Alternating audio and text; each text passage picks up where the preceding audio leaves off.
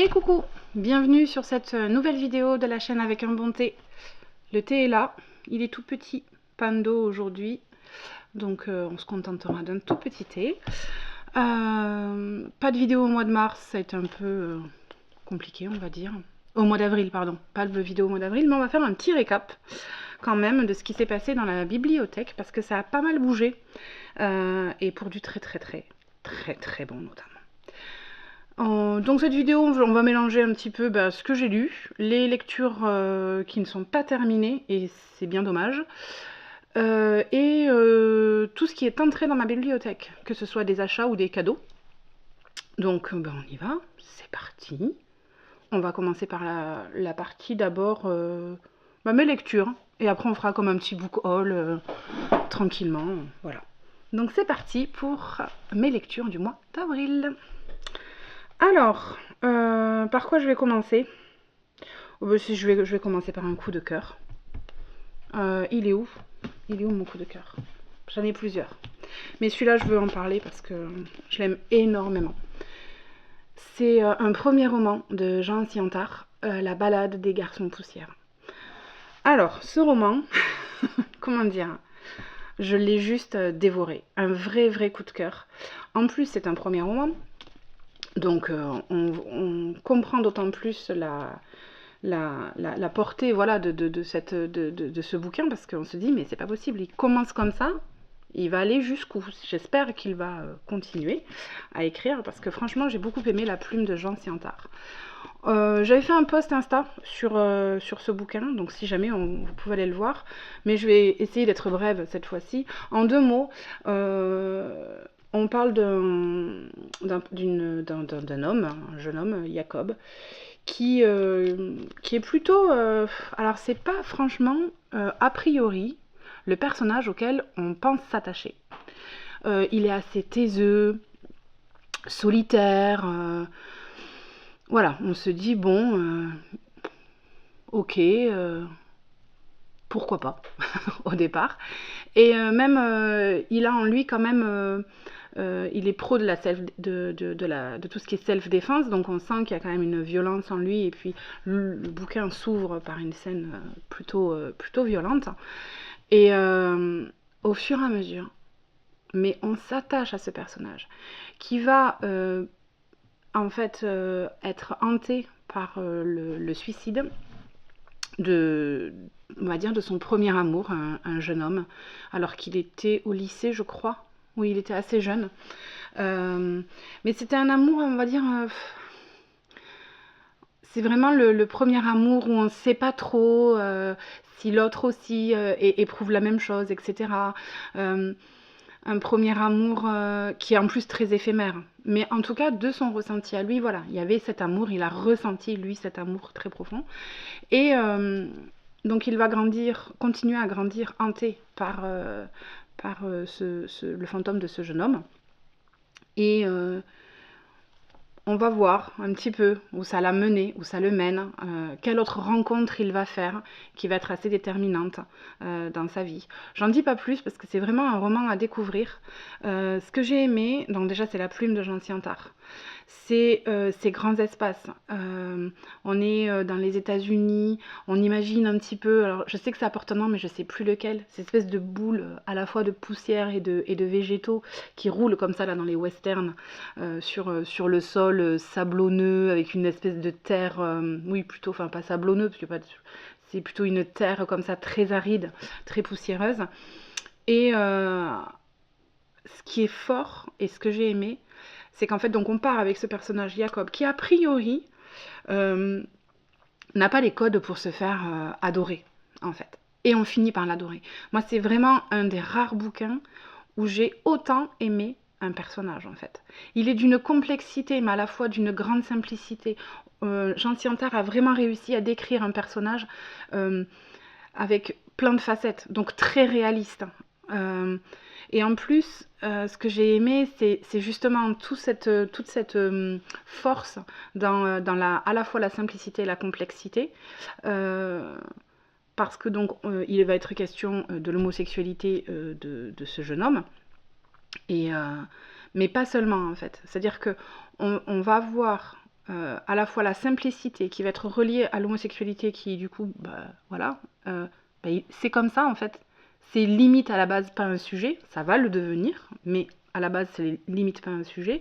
C'est pas mal pour tous les tontons réac, parce que en fait ils voient bien que il a une vie comme tout le monde, hein, voilà.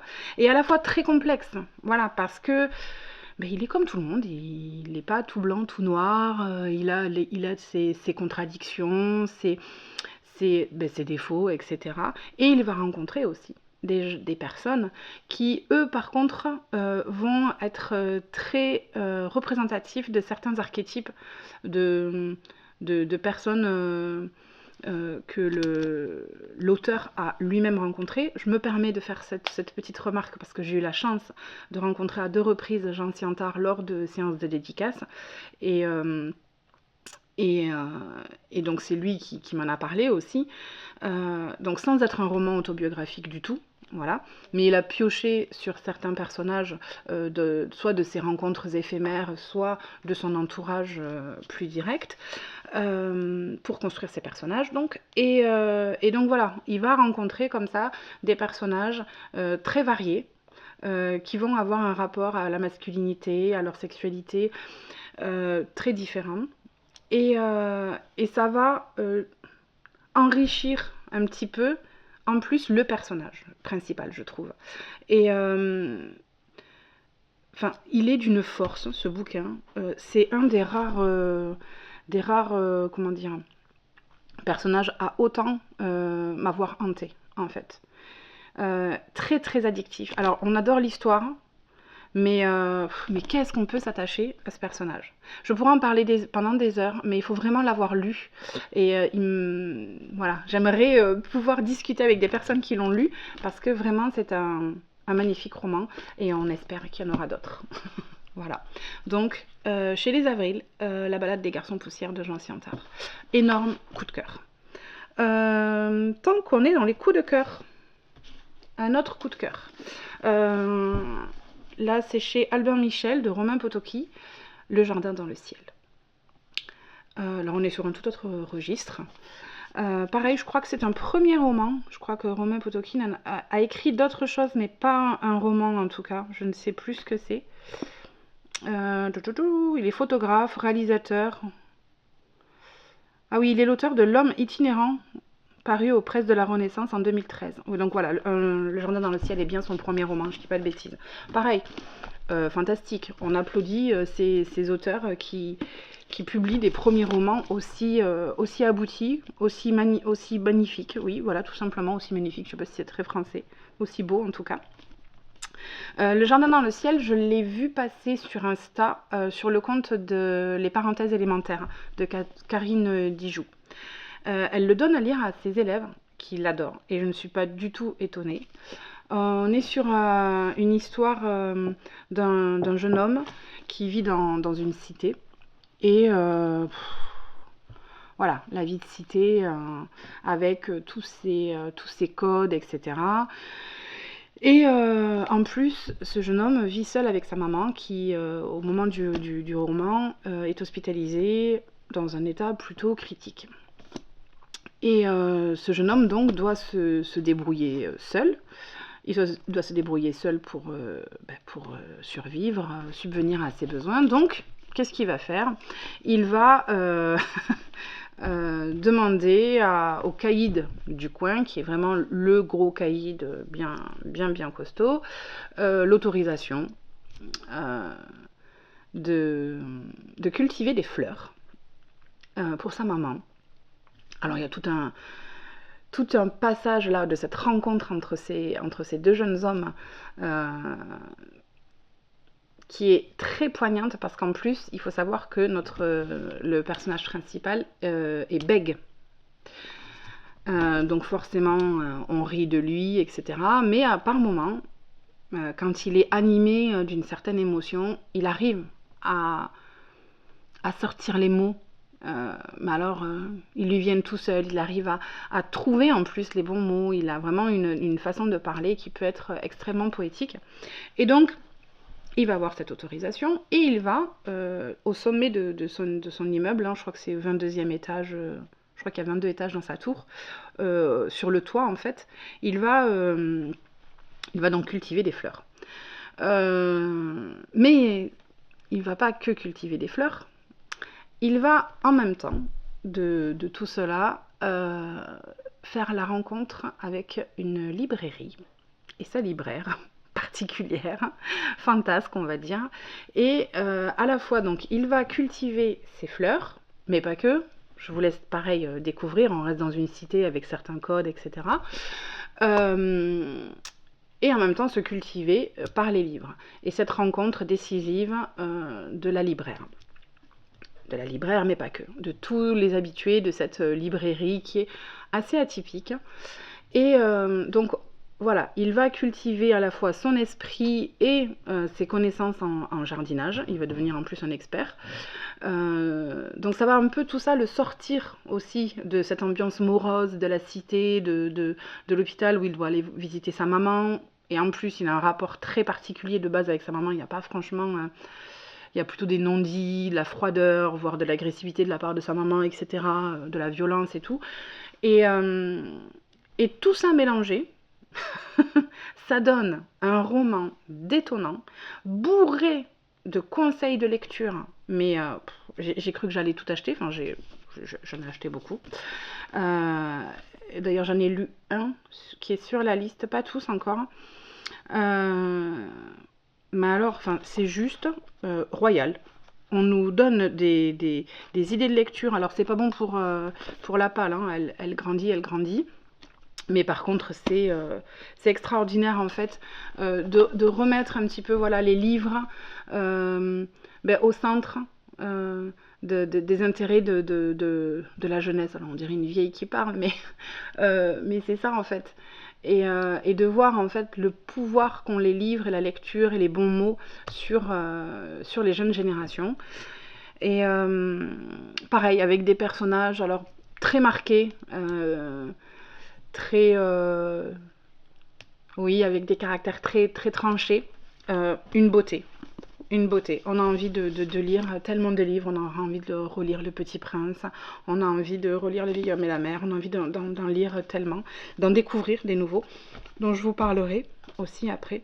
Donc Romain Potocki, le Jardin dans le ciel, fantastique. On parle de livres, de fleurs, d'amitié, de résilience, de plein de choses. Belle réussite. Ah bah tiens, bonne transition, justement. Alessandro Baricco,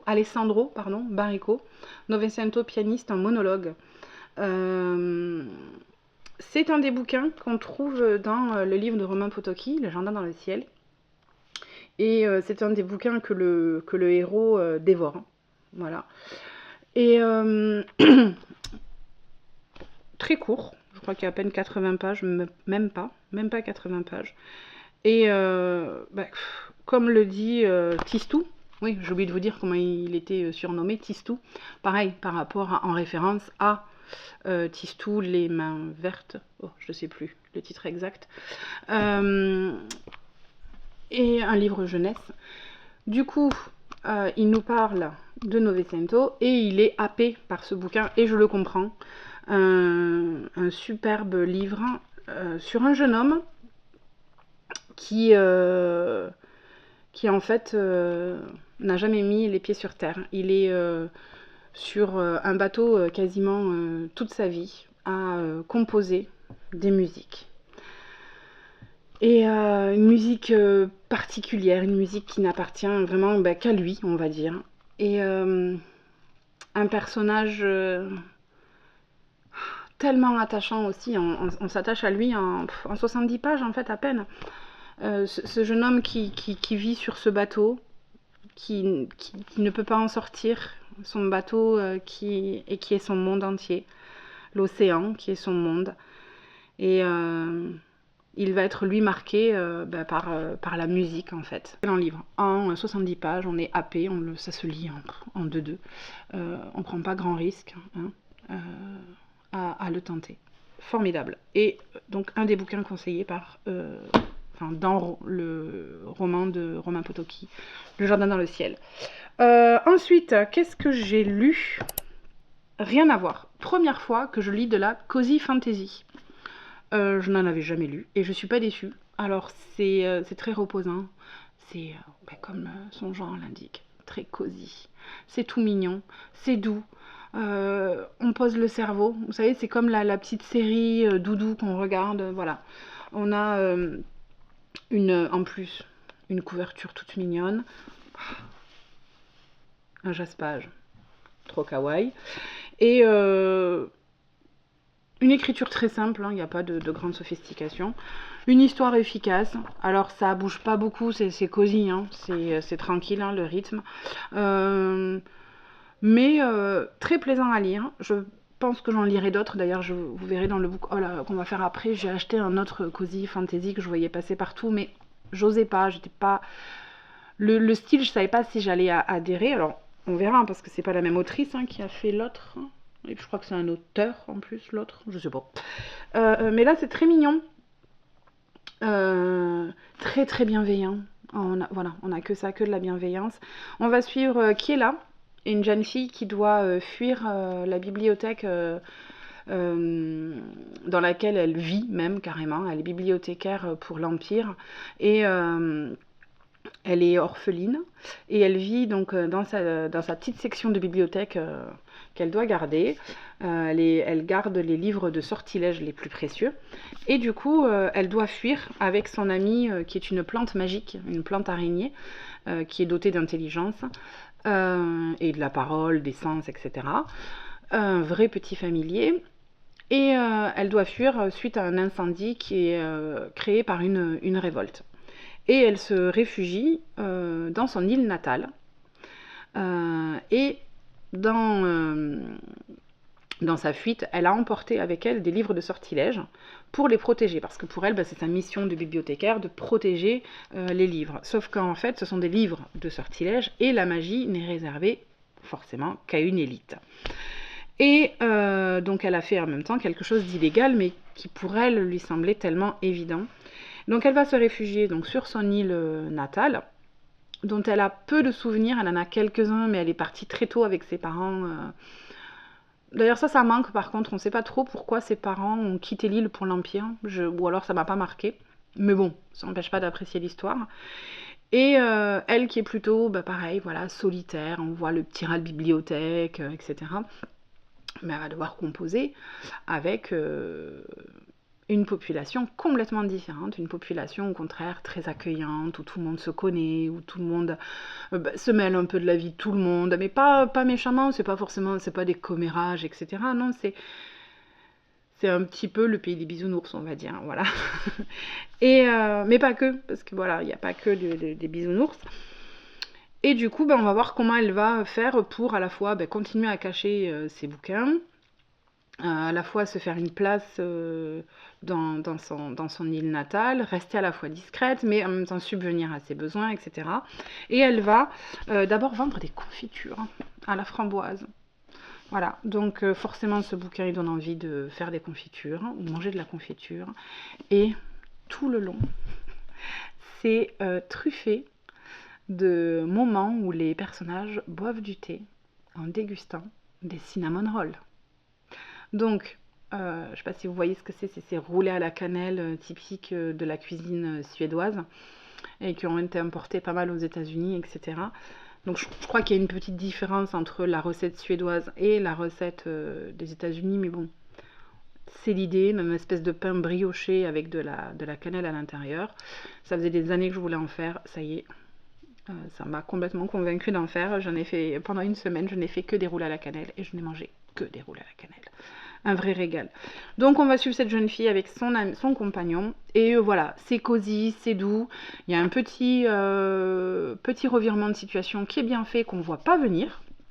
Donc c'est pas que tout doux, il y a un peu d'action. Très bonne découverte, j'aime bien le style cozy fantasy. Voilà, je ne m'y attendais pas. C'est sorti chez Brajlon, donc je pense que c'est aussi ça, enfin c'est même sûr, qui m'a convaincue en fait de tester parce que c'était Brajlon. Et en général, quand même avec Brajlon, voilà, on sait que quand même il va y avoir quelque chose de plutôt sympathique. Voilà, donc la petite boutique au sortilège. Ensuite, ah oui, pouf. Non, on va pas aller sur celui qui m'a agacé tout de suite. On va d'abord aller sur les mangas. J'ai lu le tome 2, hop, 1, 2, 2, de Fangirl, la saga de Rainbow Rowell qui est adaptée de son roman. Je sais plus comment il s'appelle. Je sais plus le titre initial. Carry On, je crois. Non, c'est pas Carry On. Mais sympa, petit manga plutôt sympathique, donc basé sur le roman de Rainbow Rowell à la base, sur une jeune fille qui fait de la fanfiction, qui écrit de la fanfiction. Très sympathique. Donc voilà. Bon, c'est pas le gros coup de cœur, mais ça se laisse lire, c'est très sympathique. Les personnages sont attachants, l'histoire est sympathique. J'en fais pas des caisses, mais je lirai le 3. Voilà. Niveau manga, j'ai été très attirée par la couverture, très printanière, de The Song About Green, de Gao Yan. Alors c'est un manga, alors je sais pas si l'auteur est taïwanais.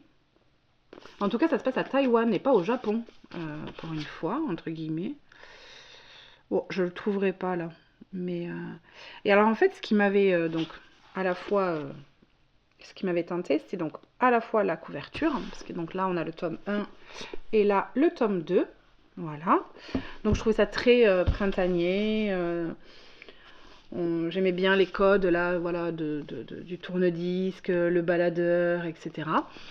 Et j'étais très curieuse donc de découvrir ce manga. J'ai adoré le manga.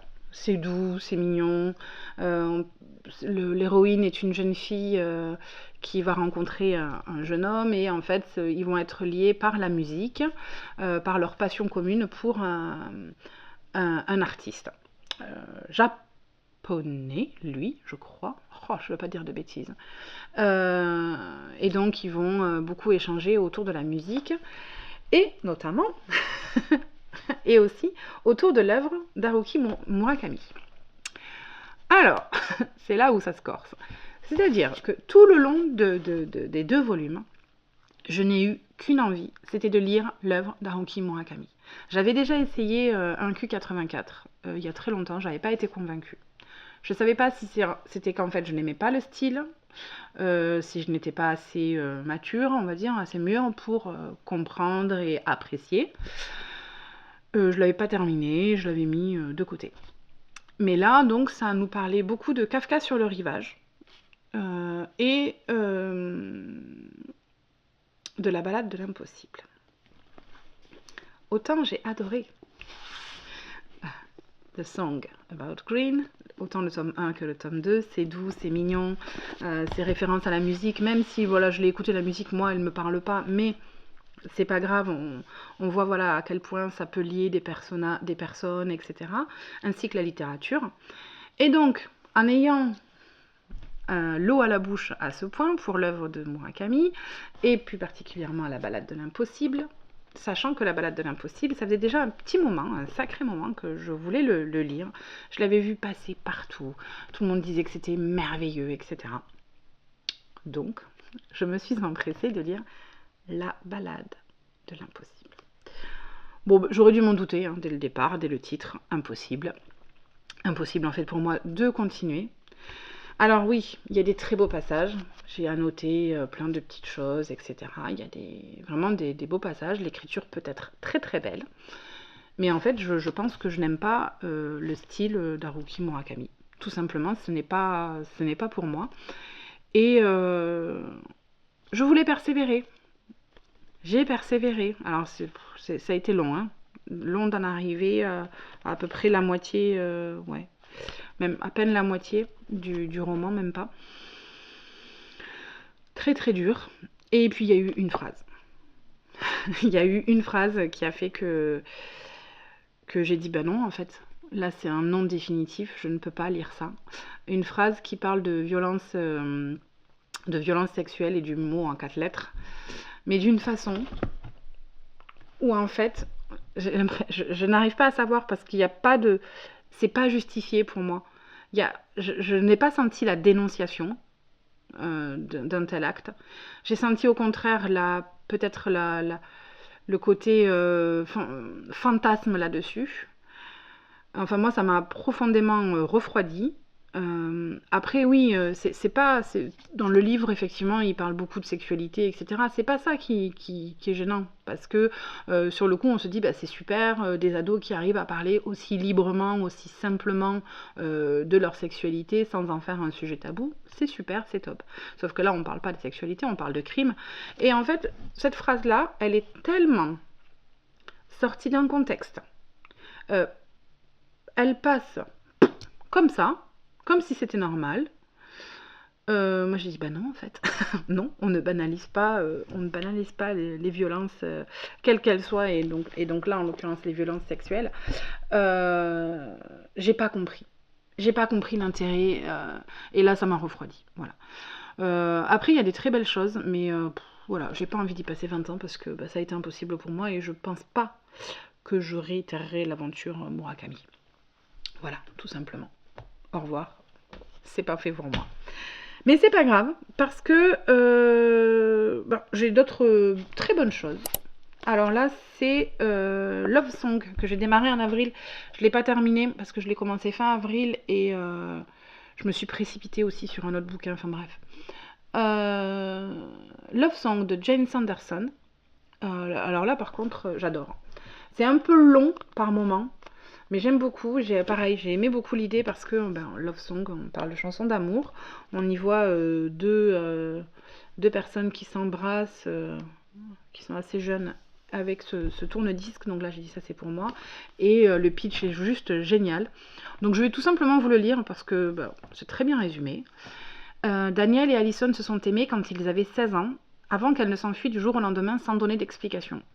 Elle lui a brisé le cœur, alors pourquoi, en tombant sur son profil Twitter 30 ans plus tard, lui envoie-t-il une chanson?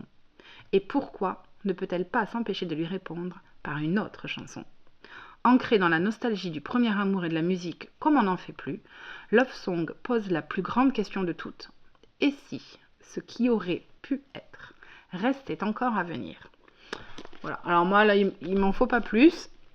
Du premier amour, de la musique, une romance avec un cœur déchiré, voilà. Enfin, et puis bon, peut-être le retour de la flamme entre ces deux amants.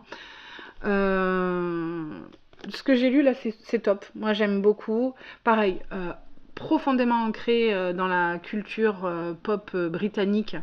Donc alors ça, c'est tout ce que j'aime, la musique d'outre-Manche, c'est quelque chose que j'aime beaucoup. Donc il y a plein de références. Et ce qui est top, c'est qu'il n'y a pas que des références musicales. C'est qu'au début, on a une petite playlist écrite. Donc forcément, juste comme ça, là, Johnny Mitchell, David Bowie, ça y est, on a dit David Bowie, c'est bon, j'y suis.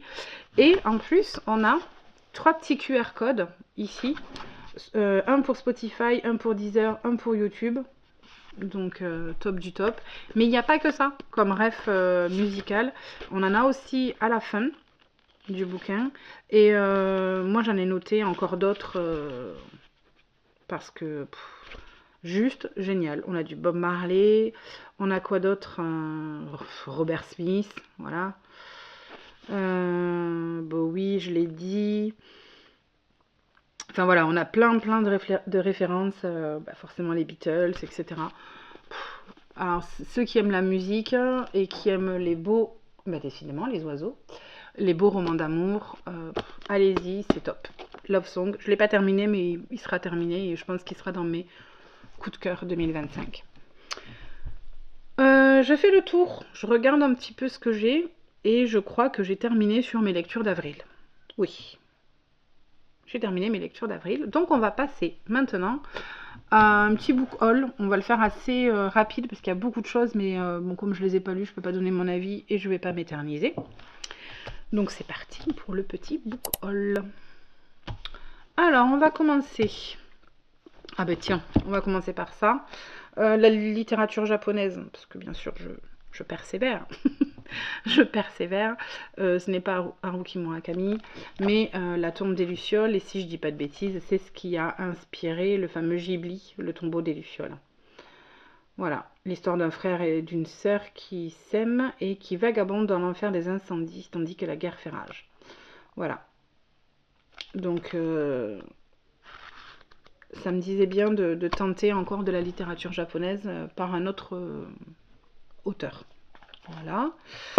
On a Le monde commence aujourd'hui de Jacques Lucéran. Je ne sais même pas de quoi ça parle.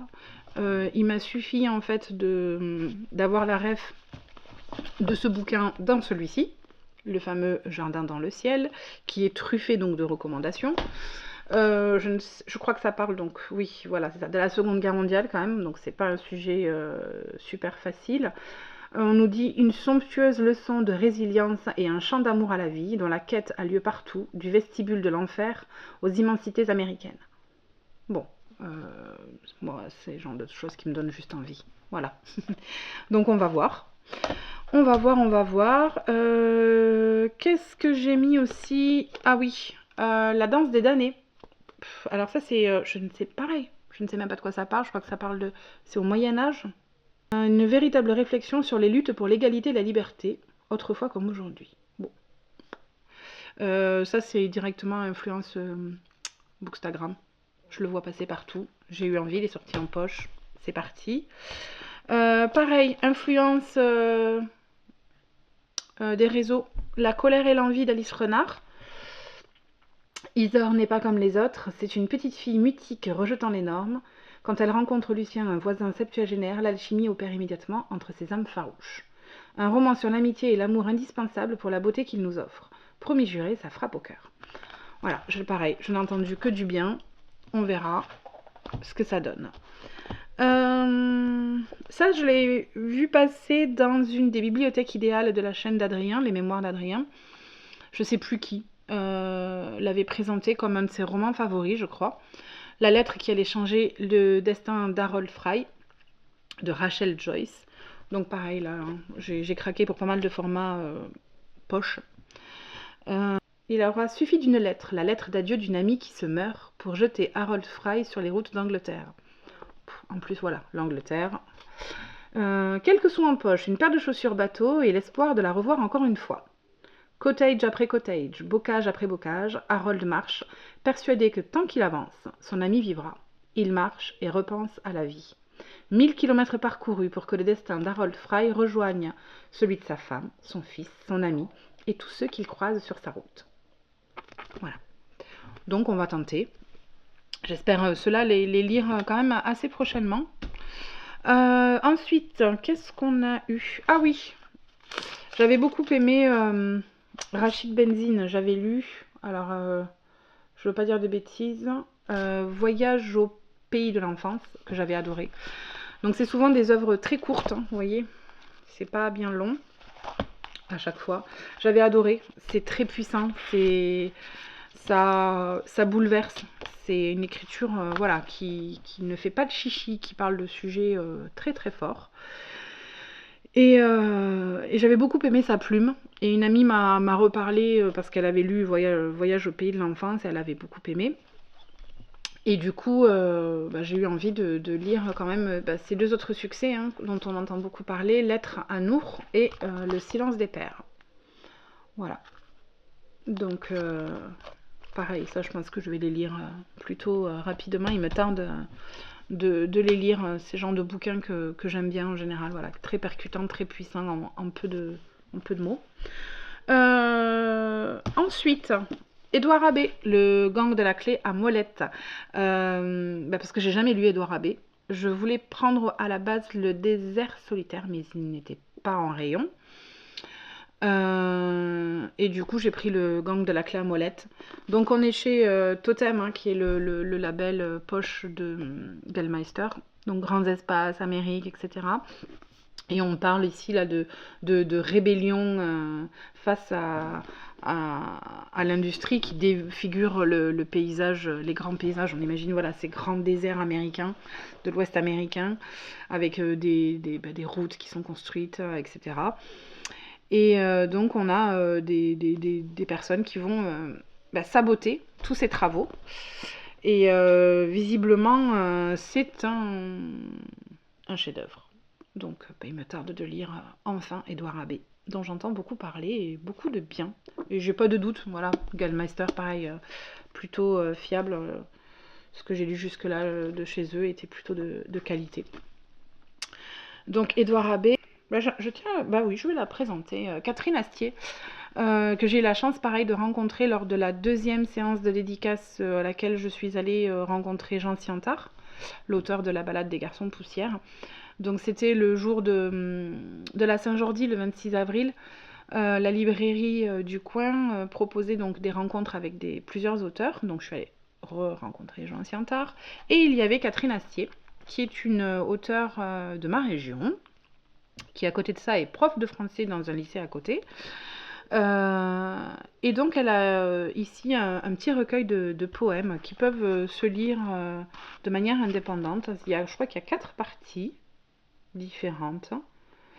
Et c'était très intéressant. Elle l'a pas écrit récemment, hein, je pense qu'il a peut-être 10 ans. Mais elle va parler du lien qu'il y a au sein des familles entre les femmes, notamment d'une grand-mère ou d'une arrière-grand-mère avec son petit enfant.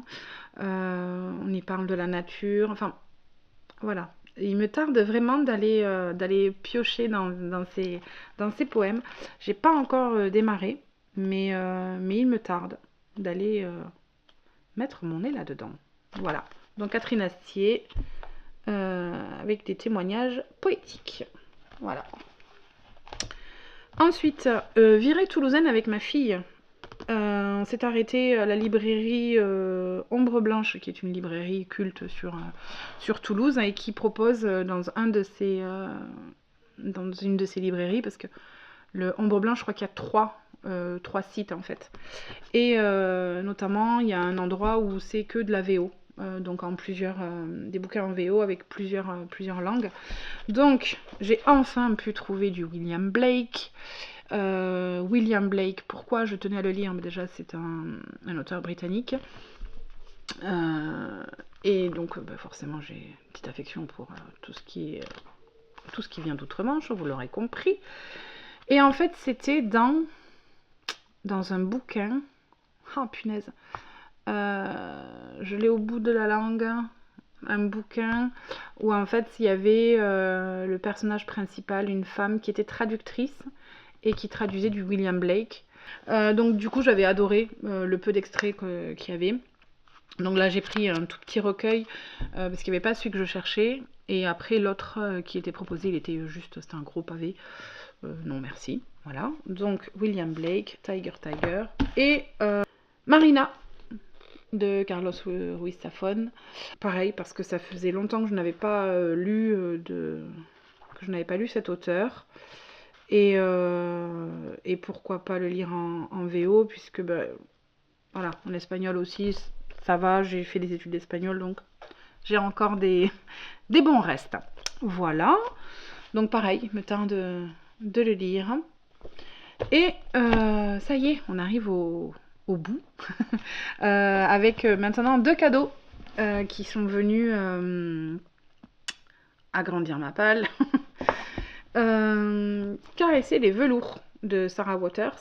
J'avais demandé à mon amoureux, pareil, il était parti sur Toulouse et j'avais demandé, à chaque fois qu'il part comme ça, il va dans une librairie, il me demande des titres et j'en donne 4 ou 5 et il pioche là-dedans.